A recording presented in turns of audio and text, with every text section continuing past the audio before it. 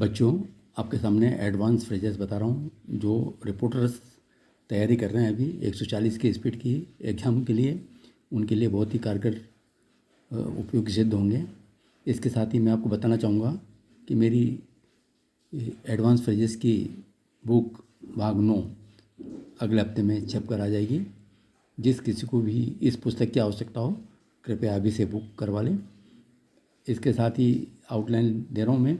Outline के बाद एक 100 शब्द प्रति मिनट गति का आपको डिक्टेशन दूंगा। यस, देखें, दिलचस्प यह है कि द का लगाएं आंकड़ा। दिलचस्प यह है कि गंभीर रूप से, गंभीर का हमारे पास शब्द चिन्ह है, घेरा, इसमें रूप से लगा दें। आखिर कौन लोग हैं, आखिर कौन लोग हैं लगा दें। आखिर कौन लोग हैं बीच में काट दें। ये मैंने शुरू में आ लगाया है। महासंक्रामक, महासंक्रामक,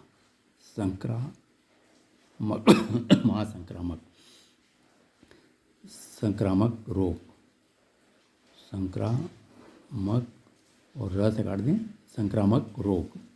चरम दौर में, चरम दौर में रोका जा सकता था, रोका जा सकता था।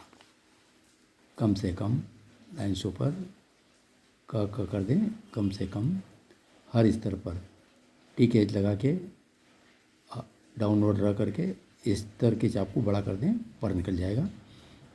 इसमें ये STR लूप के अलावा बड़ा लूप लगाया है। शुरू कर दिया गया है, शुरू कर दिया गया है। दुनिया भर में, लाइन को काट के दुनिया भर में बीच में काट दें। क्षेत्रीय दल, क्षेत्र को बड़ा करें और इसमें दल लगा दें, क्षेत्रीय दल। यह है कि, यह का सब चिन्ह है, इसी में है कि लगा दें। विपक्षी दल, विपक्षी और दल लगा दें इसमें। सबसे बड़ी पार्टी, सबसे बड़ी पार्टी पर से काट दें। तृणमूल कांग्रेस, त्र और इसी में मूल कांग्रेस, तृणमूल कांग्रेस। भारत राष्ट्र समिति, भारत को आधा करें, राष्ट्र समिति, भारत राष्ट्र समिति। विपक्षी एकता के लिए, विपक्षी एकता के लिए। प्रमुख दल, प्रमुख दल कर दें, प्रमुख दल के संबंध में, के संबंध में। तो बच्चों, मैंने आपको ये आउटलाइन बताई, बहुत ही स्पीड की आउटलाइन है। रिपोर्टर्स इसका उपयोग कर सकते हैं। देखें फिर से। दिलचस्प यह है कि गंभीर रूप से आखिर कौन लोग हैं, महासंक्रामक, संक्रामक रोग चरम दौर में रोका जा सकता था, कम से कम हर स्तर पर शुरू कर दिया गया है। दुनिया भर में क्षेत्रीय दल, यह है कि विपक्षी दल, सबसे बड़ी पार्टी तृणमूल कांग्रेस, भारत राष्ट्र समिति, विपक्षी एकता के लिए, प्रमुख दल के संबंध में। तो बच्चों, आप लिखें 100 शब्द प्रति मिनट गति की स्पीड से। Yes, start. कोरोना अभी भी रहस्य बना हुआ है और वैज्ञानिक लगातार उसके रहस्य को समझने की कोशिश में लगे हैं। अमेरिकी वैज्ञानिकों ने मिलकर शोध किया है जिसके तहत यह समझने की कोशिश हुई है कि आखिर कोरोना फैलाने में संक्रमित लोगों या मरीजों की क्या भूमिका थी। इस वैज्ञानिक अध्ययन में डॉक्टरों ने 34 स्वस्थ युवाओं को कोरोना वायरस से संक्रमित किया। समान मात्रा में उन्हें नाक के पास वायरस उपलब्ध कराया गया। 34 में से 18 लोगों को कोरोना संक्रमण हुआ और उनमें भी मात्र 2 लोग थे जो महासंक्रामक की भूमिका में थे।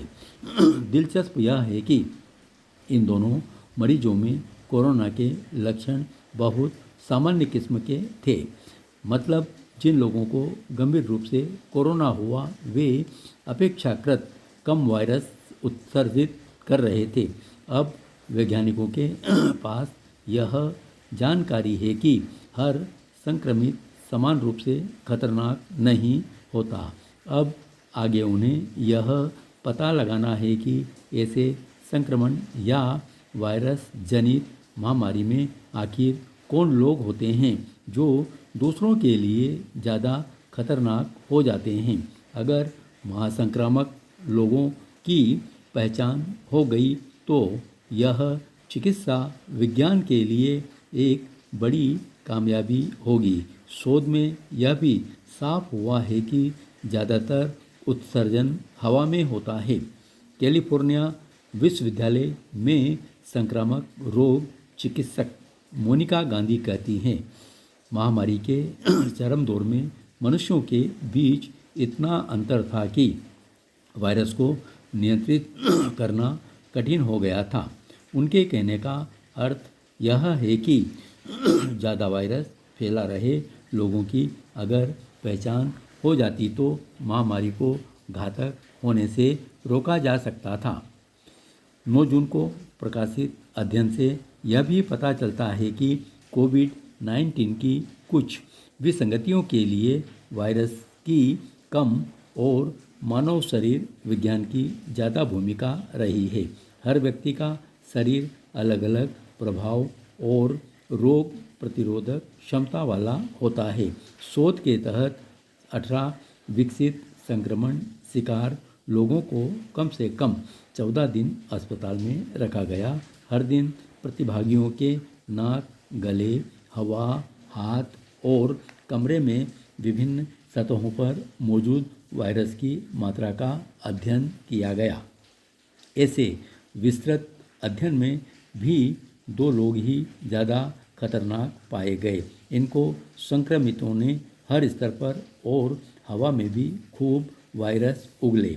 वैज्ञानिकों ने वायरस उत्सर्जन संबंधी बहुत आंकड़े जुटाए हैं। विवेचना जारी है। मोनिका गांधी इस पूरे अध्ययन को बहुत साहसिक बताती है, लेकिन इस अध्ययन को अनैतिक ठहरा रहे लोग भी कम नहीं हैं। कई लोगों का मानना है कि किसी स्वस्थ आदमी को रोगी बनाकर अध्ययन करना और उसकी जान मुसीबत में डालना उचित नहीं है। हालांकि वैज्ञानिकों का कहना है कि संक्रमण पूरी तरह उनके नियंत्रण में था और जैसे ही लक्षण दिखने शुरू हुए वैसे ही उपचार शुरू कर दिया गया। यह भी खास बात है कि समय पर उपचार शुरू होना फायदेमंद पाया गया। यह बात छिपी नहीं है कि बहुत से लोगों ने उपचार शुरू करने में देर की थी और इससे भी कोरोना महामारी को घातक होने का मौका मिल गया था। खैर, कोरोना अब काबू में आने लगा है। दुनिया भर में अब मरीजों की संख्या लगभग 2 करोड़ ही है और रोजाना के मामले भी घटकर 40,000 तक पहुंच गए हैं।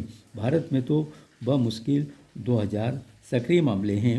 लोग उम्मीद लगाए हुए हैं कि कोरोना बिल्कुल खत्म हो और उसका पूरा सच सामने आए। पेरा पिछले महीने के आर्थिक आंकड़े देखें तो भारतीय अर्थव्यवस्था में सुधार या बाजार में उछाल के संकेत साफ दिख रहे हैं। यह भारतीय रिजर्व बैंक के लिए भी राहत की खबर है। इसीलिए उसने इस बार भी ब्याज दरों में फेरबदल नहीं किया। यही नहीं, रिजर्व बैंक ने आर्थिक वृद्धि दर यानी जीडीपी बढ़ने की दर का अनुमान भी कुछ ऊपर कर दिया है। हालांकि इससे पहले ही पिछली तिमाही की जीडीपी बढ़ने का आंकड़ा लगभग सभी को चौंका चुका था। जनवरी से मार्च के बीच भारत की जीडीपी पिछले साल के मुकाबले 6.1% बढ़ी, जबकि अर्थशास्त्रियों का मानना था कि यह आंकड़ा 5% के आसपास रहेगा। इस महीने की शुरुआत ऐसी अनेक खुशखबरियों से हुई है। उद्योगों के मूड का अंदाज लगाने वाला मैनेजर्स इंडेक्स मई में 31 महीने की नई ऊंचाई पर पहुंच गया है। धन्यवाद।